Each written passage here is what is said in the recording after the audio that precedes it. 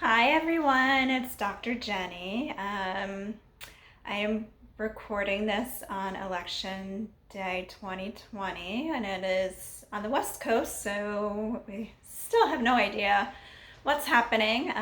But we've been spending a lot of time today talking to people and just trying to keep everyone calm and in a good frame of mind so that we can wake up tomorrow and just deal with the reality of whatever the decision is. And so I wanted to make this video um, for you to talk about how do we deal with adversity or disappointments, and how are we going to deal with the outcome of such a divisive election if our desired candidate did not win.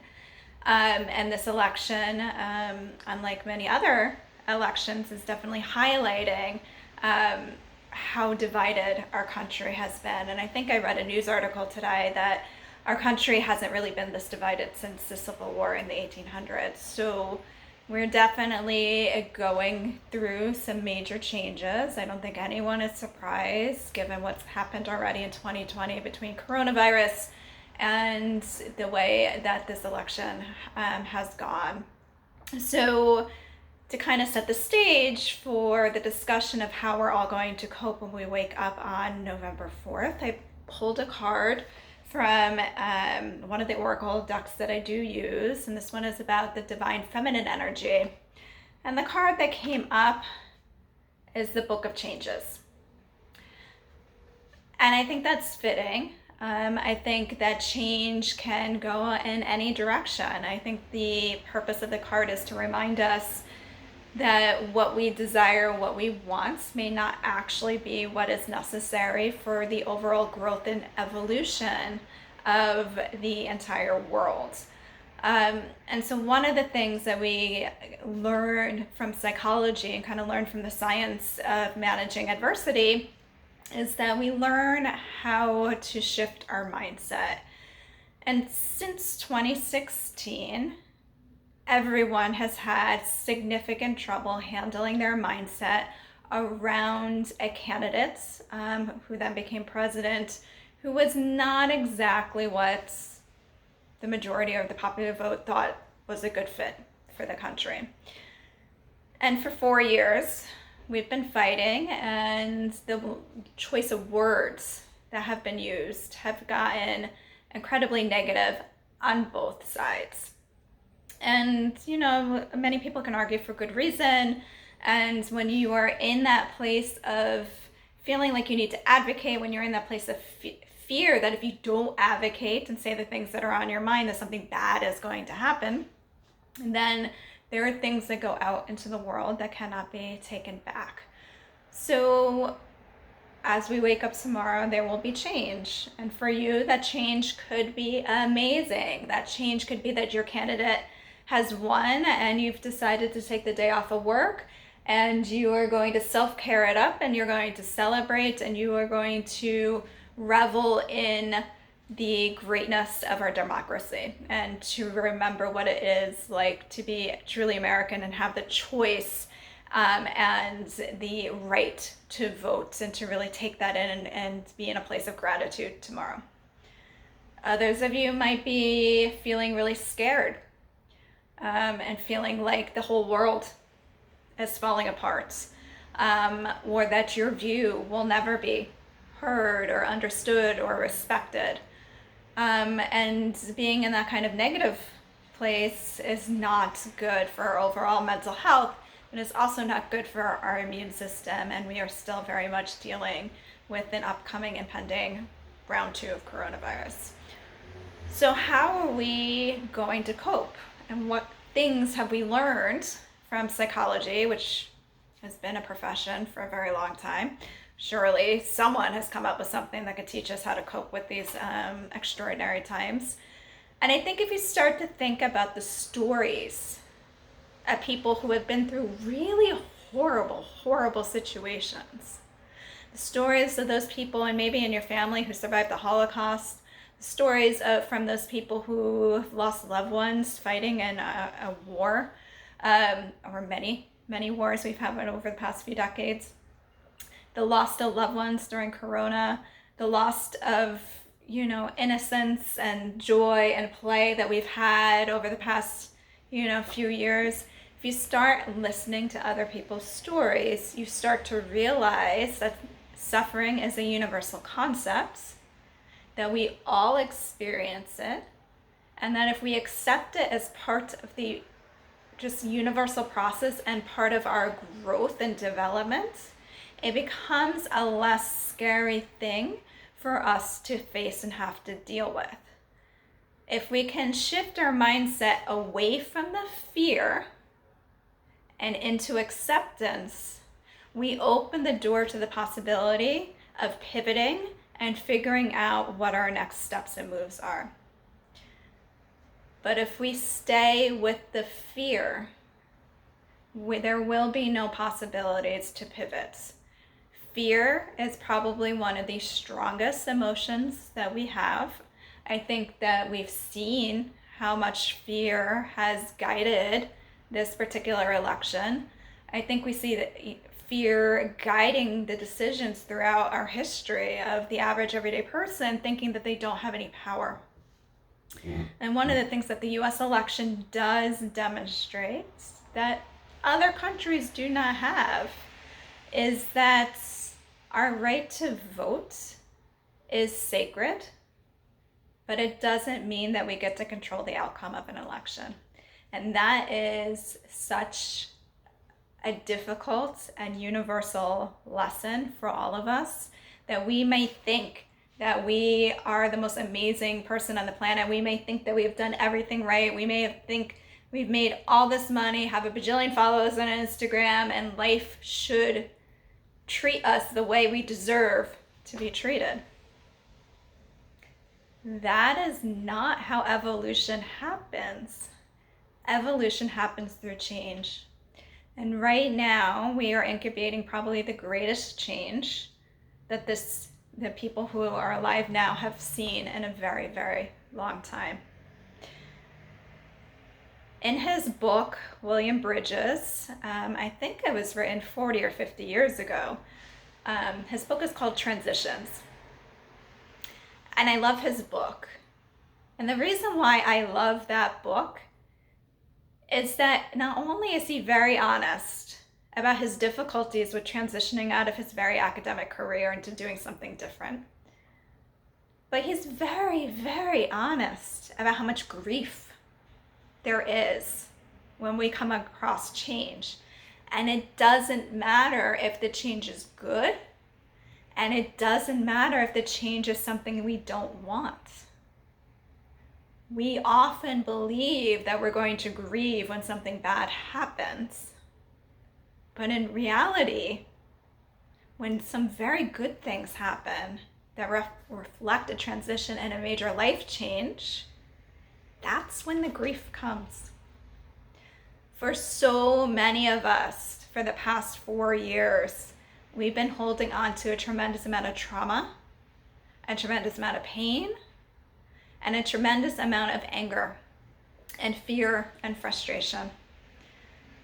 And for many of us who've been on a spiritual path, the past 4 years has been about a tremendous amount of healing and trying to learn the skills to navigate a world that may or may not be welcoming in a higher level of consciousness. When we wake up in the morning, we will see kind of, at least in the United States, where our level of consciousness is. And I encourage you to begin to think about, no matter what the result is, to just sit with it and think about, on a larger scale, what is the lesson that we were supposed to learn from this election? Because this is really not about whether your favorite candidate won or not. This is about our ass got handed to us in so many different ways, and you can argue it from either side and perspective. But when the universe creates this much chaos and this much upheaval, it's because we haven't been listening. And usually because we've been taking things for granted and we have not been brave enough to see what the darkness is that's been lurking. This election's happening during Scorpio season, which is a sign of really being brave to deep dive into the shadows. And we think we've done that work. We think through our media and through some very hardworking, amazing people, we have dug up some of the darkness that's been lurking underneath, that's been driving some of the decisions going on in the United States. But I don't think we've actually dug deep enough. And so when big life changes and big transitions happen, the first step we have to prepare ourselves for, no matter what it is for the grief. A couple of weeks ago, many of my clients were reporting that they were having a tremendous amount of anxiety. I felt the anxiety. I am highly sensitive. I run emotions of the collective, my own emotions, and then emotions in the community through my body. Talk therapy wasn't working for these clients.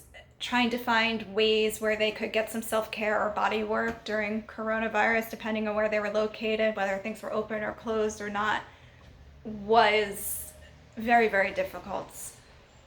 And it's in those moments that this sense of hopelessness starts to creep in. And yet, when I think about those clients that were reporting having a hard time, I also reflect on the fact that they were having a hard time because their hearts were starting to open.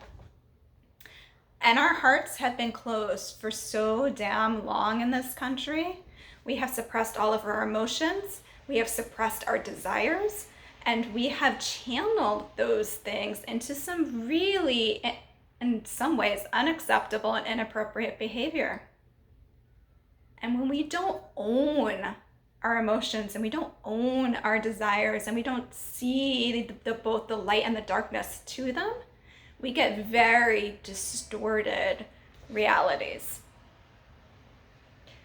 And so waking up tomorrow, or today when you see this video, and realizing that the very first thing that's going to happen is that there is going to likely be a grief process, means that we all need to take some time for ourselves and do a shit ton of self-care.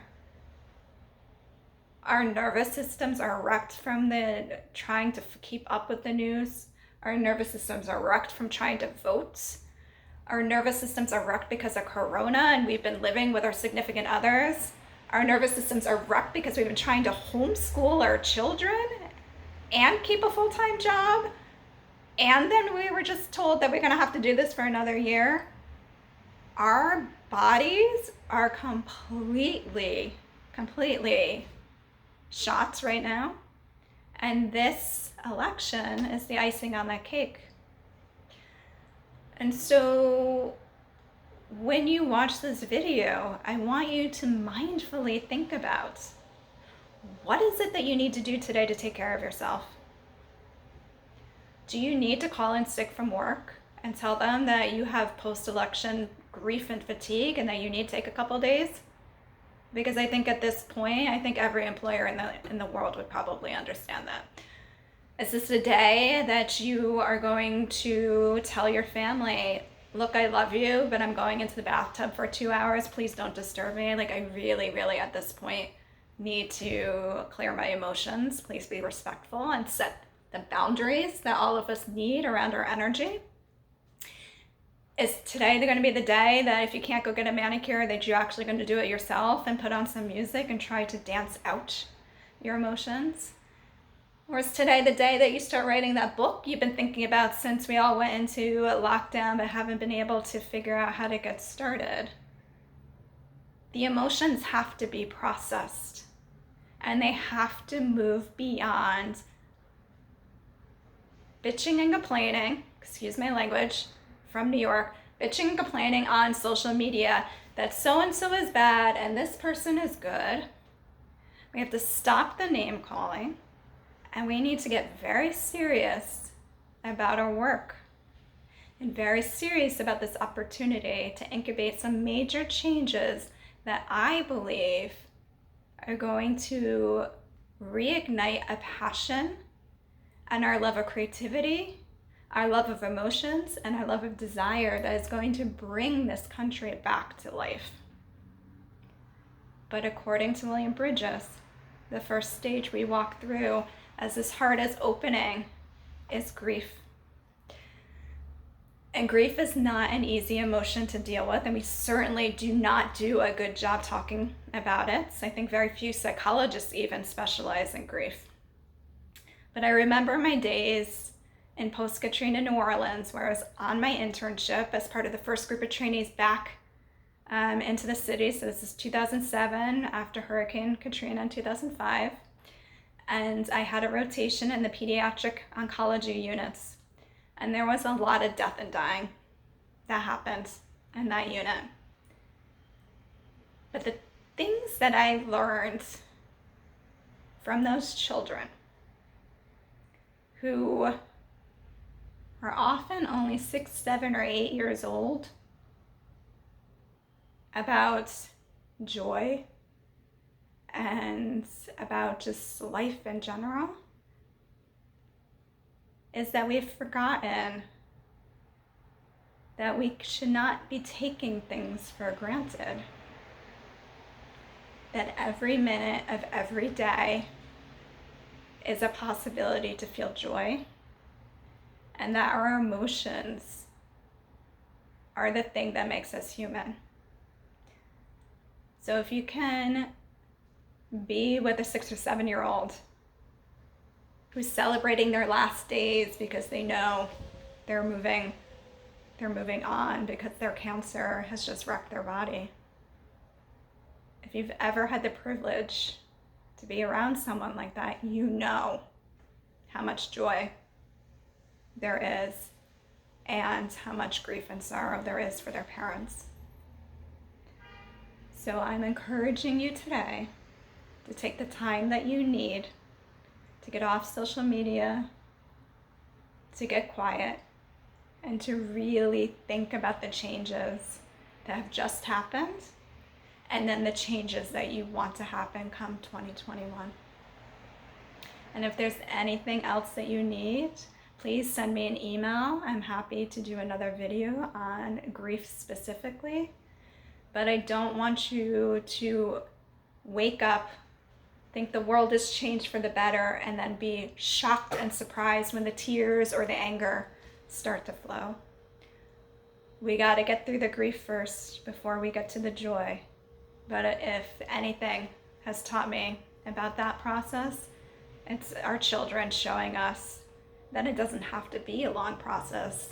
We just have to be willing to face the grief first. So thank you for watching and thank you for listening. I hope you have a really wonderful day. And please comment, like, share, post, and send me your questions via email. I would love to get to know you better. Bye.